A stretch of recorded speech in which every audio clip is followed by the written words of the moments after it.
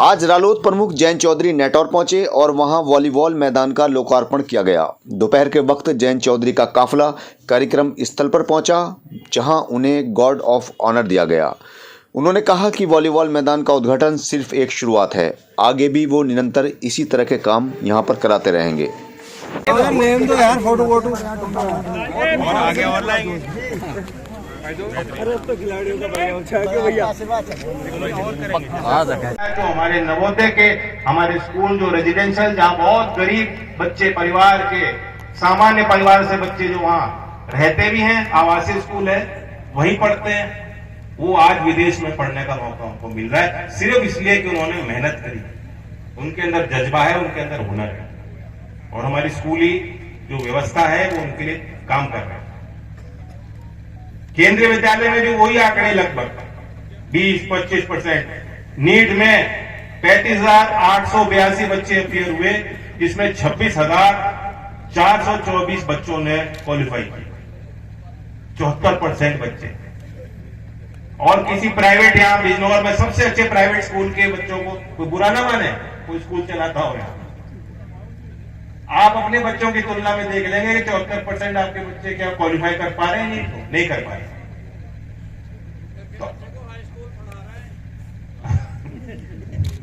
तो ऐसे में एक बड़ी उपलब्धि, मैं आप सबको बधाई देता हूं। खेल के लिए आप जानते ही हो, मैंने अपनी पूरी निधि खेल के लिए दी है, आगे भी यहां जो जरूरत पड़ेगी। अभी पीछे हन्नी का है, हन्नी के गांव में मैं गया था चुनाव में, ये तो भूल गया, मुझे याद है, उन्होंने बताया हम मैदान भी दे देंगे, हमें खेल के लिए कुछ चाहिए, वॉलीबॉल। और कौशल में भी हम कोशिश कर रहे हैं, क्योंकि चौधरी चरण सिंह जी के नाम से हमारे पूरे देश में, मतलब उत्तर प्रदेश में, हालांकि वहां हिसार में यूनिवर्सिटी है एग्रीकल्चर की, कई संस्थाएं, लेकिन यूपी में हमारी एक यूनिवर्सिटी स्टेट की है जो मेरठ, वहां कौशल विकास के लिए विशेष कुछ कर रहे हैं कार्यक्रम, ताकि वहां उससे जुड़े जो संस्थाएं उनको भी लाभ मिले। यहाँ के ज्यादातर कॉलेजेस तो रोहिलखंड से एफिलिएटेड है, और इस इलाके में जैद ने मुझे कहा भी है कि एमएसएमई मंत्रालय के अंतर्गत जो योजना है उसका भी लाभ कैसे यहाँ दिया जा सकता है। जिस पद पे बैठे हैं मैं उनके कथनी को सही और गलत कैसे समझ सकता हूँ, वह उनका हक है, वे खुद किसान परिवार से आते हैं, चौधरी चरण सिंह जी को मानते हैं, चौधरी अजीत सिंह जी का बेहद सम्मान करते हैं। मैं जब उनसे मिलता हूँ, चौधरी अजीत सिंह की कोई पुरानी बात मुझे बताते हैं, और जब उनका ये बयान आया तो मेरी भी उनसे बातचीत हुई। जब ऐसा ये संभल में जो मामला हुआ है, किसानों के पक्ष में जो भी बोलेंगे वो कम ही बोलेंगे, ज़्यादा, और हम सबको और ज़्यादा प्रयास करना चाहिए और बोलना चाहिए। और आप संभल में जो 5 लोग मरे हैं, उसमें आप क्या कहना चाहेंगे? संभल की जो भी घटना है दर्दनाक घटना है, और इस तरह से किसी को भी अपने हाथ में कानून को नहीं लेना चाहिए। जो हिंसात्मक एक माहौल वहाँ बनाया गया, उसके जो भी दोषी हैं उनके खिलाफ सख्त से सख्त कार्रवाई होगी। बाकी अब वहाँ शांति है। आरोप पुलिस पे लग रहा है ना, आरोप पुलिस पे लग रहा है कि दूसरी बार सर्वे के दौरान ये पहली बार नहीं है जब इतना आंदोलन होता है, आमने सामने की लड़ाई होती है, पुलिस को बल प्रयोग करना होता है, तो इस तरह के आरोप लगते हैं। अभी जांच हो जाने दीजिए। मैं कौन हूँ जो यहाँ खड़े होकर कहूँ कि ये हुआ नहीं, ये नहीं हुआ? वहाँ कौन था?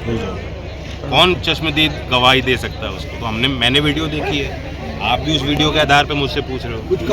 पूरी सच्चाई हो सकता है कि उससे कुछ अलग हो।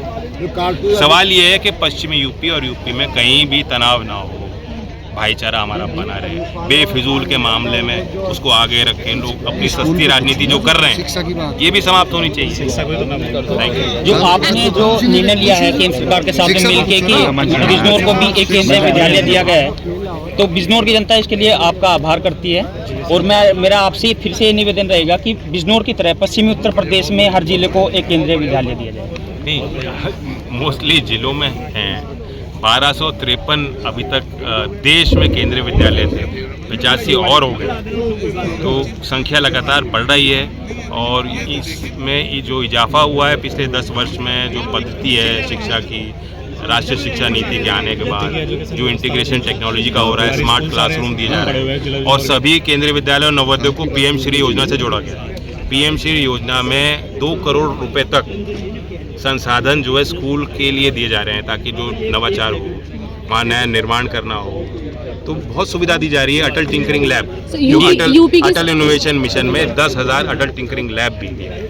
यूपी की सरकारी स्कूलों और को अभी लेकर मैं आपको आपका क्या बताना कहना चाहता है? हूँ। यूपी के सरकारी के स्कूल को मैं भी क्या कहना बताना है? चाहता हूँ। जो सबसे बड़ा काम हुआ है, जो अभी कैबिनेट ने, इससे पिछली पूर्व कैबिनेट ने फैसला लिया, एक झटके में जो हमारे हायर एजुकेशन में बच्चे पढ़ रहे हैं, यूनिवर्सिटीज़ में, कॉलेजेस में, जो रिसर्च करना चाहते हैं, अनुसंधान करना चाहते हैं, पीएचडी करना चाहते हैं, मास्टर्स करना चाहते हैं, या कोई एंटरप्रेन्योर बनना चाहता है, वैज्ञानिक बनना चाहता है, दुनिया के 13,000 जो इस तरह के academic journal, scientific journals, medical journals थे, एक क्लिक पर अब उसको वो सुविधा मिल गई।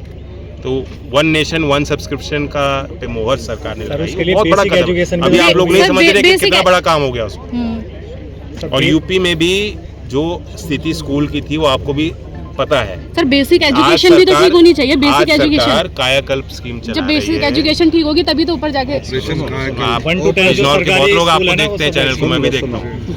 यूपी में जो सरकारी स्कूल है उसके लिए कायाकल्प योजना बनाई कि दूसरे विभागों में, संबंधित विभागों में जो पैसा पड़ा हुआ है खातों में, जो यूज नहीं हो पा रहा किसी कारण से, उस सिस्टम में एफिशिएंसी बिल्ड हो, उस पैसे का प्रयोग करके जीर्णोद्धार स्कूलों पर। चलिए, तो वो एक अच्छा प्रयोग है।